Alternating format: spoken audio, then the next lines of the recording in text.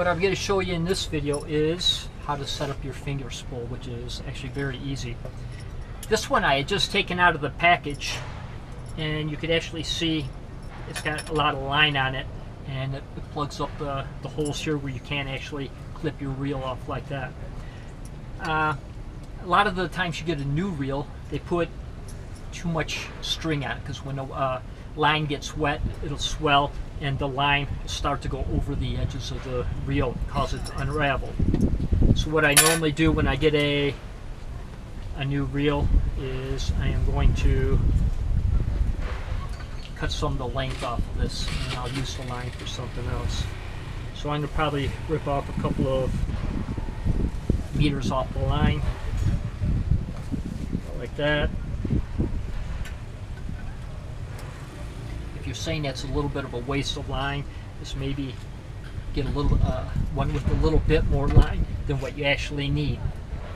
I'm actually going to unravel it, some of it, because I want to get the holes where I could be able to get through. So I'm just going to actually, before I do that,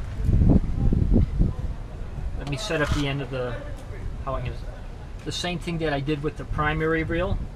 I'm going to make a loop in the end like this. Make a little bit bigger loop, like that.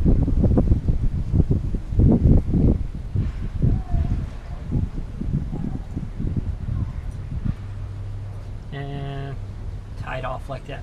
What I like to do on the end is I like to put a little bit of put a little loop on the end, and I'll show you for the reason for doing that in a second.